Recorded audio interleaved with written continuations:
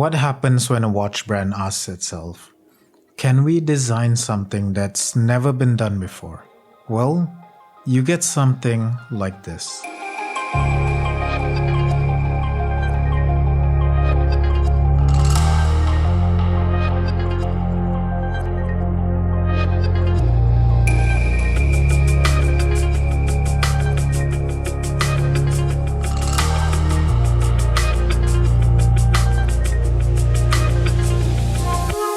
This is a prototype of the Revelot R10 Admiral GMT that the brand sent me to review. It's inspired by the literal combat ship, and you'll see that inspiration throughout some of the design elements that they went with. There are 8 things on this prototype that Revelot has improved for the production model, and I'll highlight them throughout the review. If you're not familiar with Revelot, they're a Malaysian micro brand that first made waves with their extremely successful Kickstarter campaign back in 2021. Fair warning, I'm from Malaysia, so although I'll be as unbiased as I can, I might have a hard time containing my excitement in this review. After all, this is a micro brand from my home country. There are 9 variants of this model, and mine is the dark side still. Pre-order prices are just below $300, which is absolutely insane for what you're getting. There's no getting around it. This is an unabashedly chunky dive watch. You'll feel the heft of it when you wear it on your wrist, but the sturdy bracelet balances it well, so it doesn't feel too top heavy.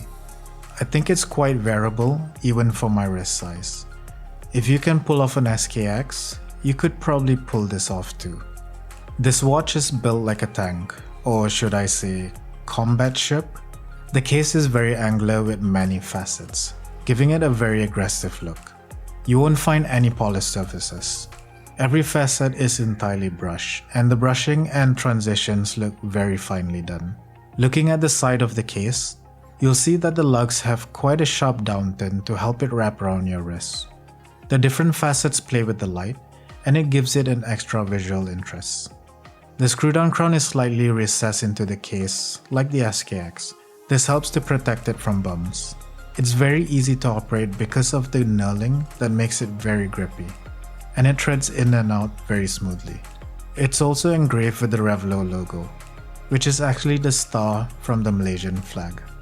This is a GMT diver hybrid, so Revelot went with a dive time bezel instead of a 24-hour bezel. I didn't realize how much I would like that. This practically gives you both functions. You can track a second time zone with the 24-hour markings on the rehaul, and you can use the bezel as a dive timer. I mean, who really needs to track 3 time zones anyway? Not this guy. The bezel insert is made from ceramic with a brush finish, which helps give it a toolish vibe. The bezel markings are filled with lume, and there's a nice pop of red at the 12 o'clock position. The knurling on the bezel gives it a ton of grip. It's a unidirectional 120 click bezel. The clicks are consistent, but the action is a bit on the lighter side, and there is a little backplay between the clicks. The lume pip aligns spot on at the 12 o'clock position. The crystal is a flat chamfered sapphire that's slightly raised over the bezel. It has a blue air coating, and that helps it deal with reflections and lets you focus on the dial. And there's good reason for that. The dial definitely grabs attention. It's a very dark grey, and it has this whirlpool texture with a sunburst finish that plays with the light.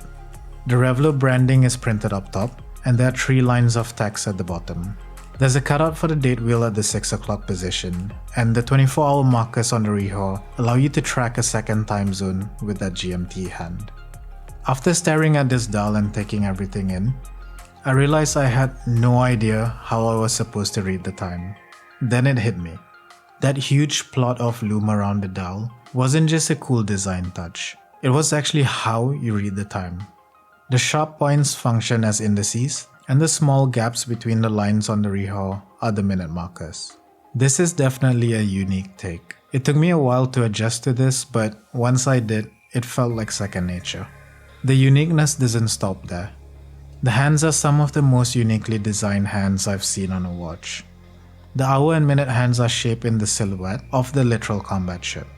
They're brushed in the center with polished bevels on the side, and skeletonized at the base. There's also 2 black strips here. I've never seen this done before, and the GMT hand is polished with a red arrow at the tip.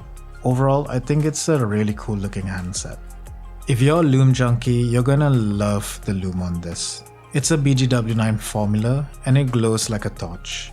The lume pip also glows in red. I honestly didn't know that red lume even existed.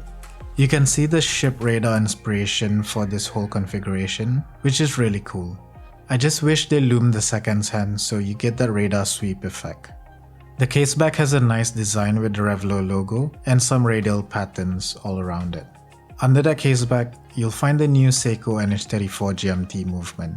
It's a collar GMT, which means you can use the GMT hand to track a second time zone, instead of the jumping hour hand that you'll find on flyer GMTs. I love that Seiko added a GMT function to the NH35 that we all know and love. My example ran slightly fast, but it was still within Seiko's accuracy ratings. Moving on to the bracelet, and man is this thing hefty. It's sort of a Jubilee engineer bracelet hybrid with 5-link construction that's held in place with push pins. It has good articulation between the different links. The flat links and brushing play with the light, giving it a nice visual pop. The bracelet tapers from 22mm at the lugs to 20mm at the clasp. There's a quick release system that makes it super easy to remove. That's a really nice touch. It has straight end links. Revelot did this because they're also selling the bracelet by itself, so you can use it as a universal option for other watches. I get that, but seeing a fitted end link would have made this design just more cohesive to me. I tried the bracelet on my SKX and I kind of like the look of it. It made the SKX feel much better built compared to the stock Jubilee bracelet. What do you think of this combo? Let me know in the comments. The clasp is fully milled with a double push release. It feels as sturdy as the bracelet and it's entirely brushed with just the Revelot logo and brand name. It has a nice quick adjust system that's going to help you dial in the perfect fit. So, what do I think about the Revelot R10 Admiral and should you buy it? Before we get into that, I think there's one thing that can be improved about this dive watch, and that's the bezel action.